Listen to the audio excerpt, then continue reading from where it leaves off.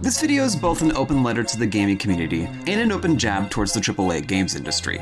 I don't expect my words to reach these money-grubbing ghouls, but I'm hoping that the rest of you all will at least hear me out and come to your own conclusions. To my normal viewers, I apologize if this isn't as well edited as my last few videos. I didn't have a lot of time to put this out, but I need to post this while the iron's still hot.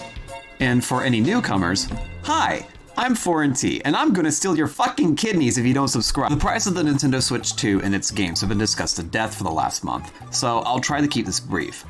Basically, Nintendo decided it would be a bright idea to raise the price of their virtual games to $80, and the price of their physical games to $90, which essentially opened the door for other console manufacturers to do the same thing.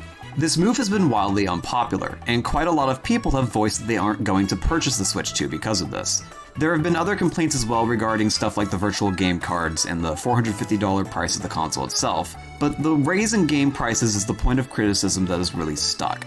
I already gave my thoughts on this in my last video, which is to say that I had very little to begin with. I've been doing a lot of my handheld gaming recently on the Steam Deck, and I even went out and bought a Nintendo 64. But beyond that, I didn't really have anything to say that hasn't already been said. The only other thing I really want to comment on is that the $60 a year price tag for their full virtual console library was already pretty egregious. It took 6 years for their service to come close to what was on the 3DS and Wii U, and it's still nowhere near the amount of virtual console games that were available on the Nintendo Wii. Overall, Nintendo has proven through their actions that they will stop at nothing to penny pinch their player base. But for the past month, I more or less decided to let it go. Sony and Microsoft still hadn't announced any moves of their own, and part of me hoped that they would try to price their games competitively in response. But that's ultimately not what happened, and it's why I'm making this video now. On May 1st this year, IGN reported that Microsoft would be raising the price of both their consoles and games. The Series S consoles basically jumped up by about $70, and the Series X consoles are all at least $100 more expensive. On top of this, their first-party games will now also be priced at $80. So, we've arrived at a precipice.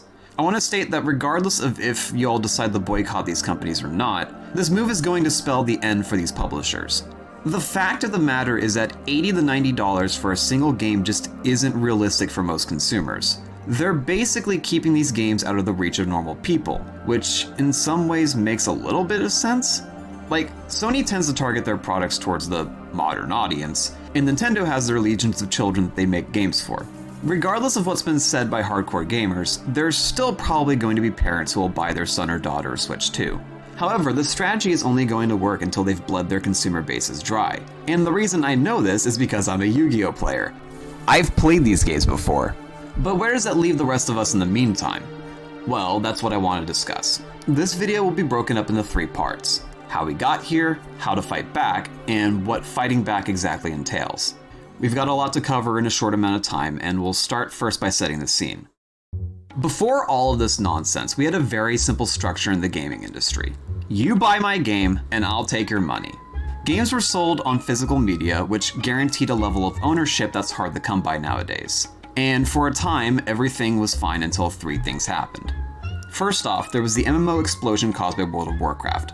It plays a minor factor in this story, and it isn't meant to be a diss towards WoW itself. But what's important is that World of Warcraft basically normalized the idea of concurrent payments in games. It basically laid the seed for the microtransaction hellscape that we currently live in today. Secondly, you had the release of horse armor in the Elder Scrolls IV Oblivion. For $5, you were given the privilege to give your horse a set of armor, something that should have just been in the base game to begin with. The reason this event is important is because it set a precedent for taking features out of a completed game and locking them behind a paywall. Like, this shit should have just been in the final product. Finally, there was the advent of Steam with the release of Half-Life 2. Now, on the one hand, I am incredibly grateful for Steam and I love the convenience that it provides. I already mentioned earlier that I own a Steam Deck, but way before that, I had been using Steam for over a decade. Team Fortress 2 was what pulled me into their platform, and ever since then I've slowly but surely migrated away from console gaming almost entirely. The only games I still play physically are retro consoles from 2006 or earlier. So do keep that in mind when I say that you should be able to own your games on Steam.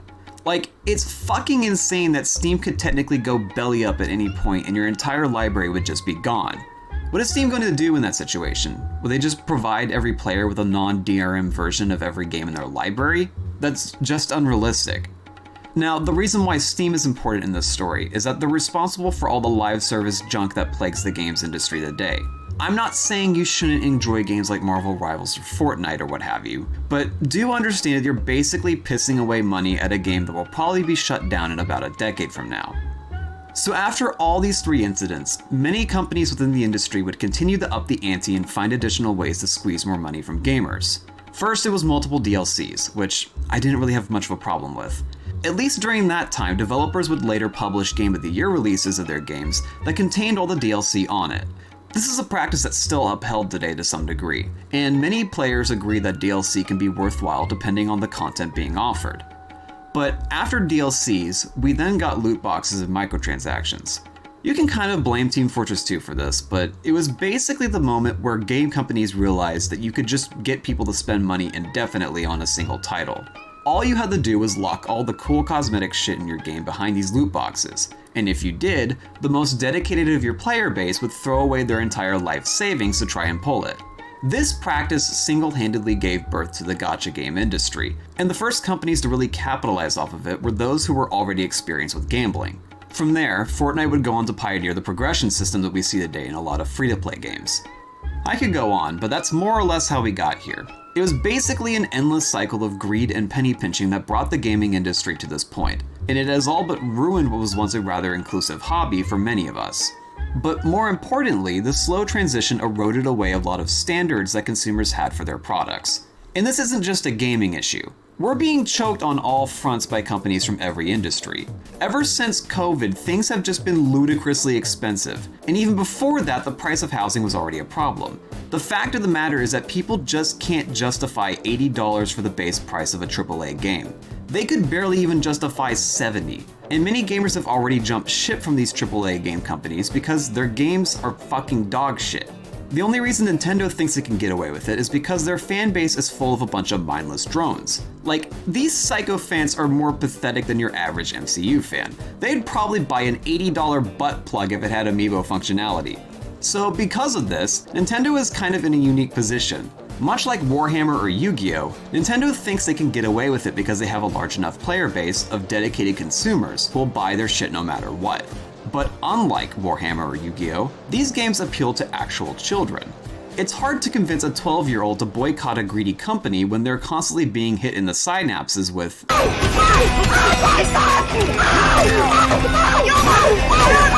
So the next big question we have to tackle is, how can we fight back? Well, there's a few ways you could probably go about this, but the easiest way is definitely to vote with your wallet. Believe me, I would love it if the United States had consumer protection laws like what they have in the EU, but given the current political climate in my country, that doesn't seem like an immediate solution. So the only realistic option is to jump ship the PC. Not everyone will be able to do this immediately, but when you have the opportunity, you should probably just buy a computer. It's a better investment, and the price of upgrading computer components is cheaper than buying a new console outright. Like, the main reason that the majority of people used consoles back in the day was because it was cheaper than PC gaming. That just isn't the case anymore. Now, when it comes to retro gaming, this can be a bit of a trickier situation. The only reason that the secondary market is somewhat stable right now is because everyone isn't rushing to go and grab an older console. There are also less ethical ways to acquire older games, but that's beyond the scope of this video. Personally, I own quite a few older consoles. I still have my Game Boy SP and new 3DS from when I was a kid, and I also still have my Wii, PlayStation 3, PlayStation 2, Xbox, and even a Nintendo 64. So anytime I want to boot up an older game, I can just dig through my current collection and pop in whatever I want to play. It is worth noting also that the PlayStation Store on the PS3 is still up and running. I recently bought Parasite Eve through that service along with Silent Hill 1. I get that this kinda defeats the purpose of a full-on boycott, but if that's all you're buying from Sony, then they're still making far less money than what they would be off of their modern game slop. And if that pushes Sony to actually support the retro gaming market, then that's a win for the consumer. Although that begs the question, what does fighting back actually mean for these companies? Well, I'm not going to sugarcoat it. A lot of these companies are going to go under. This was going to happen regardless. Companies like Ubisoft or Naughty Dog are on the verge of collapse to begin with, and this would only speed up the process. The only companies that would weather a boycott like this are those that actually offer good games at justifiable prices. And if Nintendo is able to weather the storm, then perhaps their games are worth $80. All I know is that there's no way Sony or Microsoft will be able to do the same. They're not only greedy, but creatively bankrupt. Sony has maybe a handful of IPs that they're currently maintaining that could probably justify that price point. And Microsoft has basically jack shit. Not to mention that Microsoft just puts their games on other consoles anyways. Like, the largest impact of a boycott would probably be the death of the Xbox brand, which has been a long time coming. Aside from the death of the current AAA market, it would also open the door for indie and AA teams to try and make their mark on the market. We've already seen projects like Expedition 33, Helldivers 2, and Baldur's Gate 3 really take off from these AA studios, and there's still been a lot of incredible indie game offerings as of late. I've already said enough about Peripetea, and I'm wanting to eventually make a video on Dread Delusion since it reminds me a lot of Morrowind. One last thing to note is that with the fall of products like the Xbox, it opens the door for competition to step in. Valve has basically been waiting for the right opportunity to enter the games console market, and for all the shit I've been throwing at Nintendo and Sony, I do think it's important to have consoles in the gaming industry. Developers need hardware to target when optimizing their games, and a game console basically provides a consistent standard to aim for. Like, even if Sony and Nintendo see a major decline as well due to the price hike situation, it's not like other companies won't come in and try to fill the market with more competitively priced products. Before I end the video, I want to clarify that I'm not happy that I had to make this. I just want to be a guy on the internet who makes high quality videos about shit that I hyperfixate on. But I also don't want to pay a minimum of $80 fucking just to buy a new video game. Most AAA games today aren't even worth $40, and the $70 price tag was already pushing it. Like, how does anyone fucking justify this? Oh, but it's because of inflation. It's because dumping companies ruining the global market. My guy, that doesn't really change anything. The gaming industry is probably one of the most bloated industries in all of entertainment. They could afford to lose some weight. But for whatever reason, these window-licking cucks think it's fine for a company to charge you $80 for an incomplete game that's full of microtransactions. What the hell is wrong with you people? These idiots are going to be the death of this hobby. They have all but ruined it for everyone else, and if any of those butt lickers are watching this, get the fuck off my video, you malfunctioning misanthropes. You can go back to choking on your own shit. As for the rest of you all, thank you for watching. Please check out my other stuff. I currently do YouTube as a hobby, and the videos I make usually aren't this angry or serious. I recently made a video on games that I often revisit, and last month I posted my video about Peripetea. If you're on the fence about my content, you can also check out my retrospective on Jeff the Killer. That video's almost a year old by now, and the follow-up projects I mentioned in there are kinda stuck on the back burner at the moment, but it's still a video that I'm really proud of. I hope you stick around for the long haul, and I'll see you all in the next one.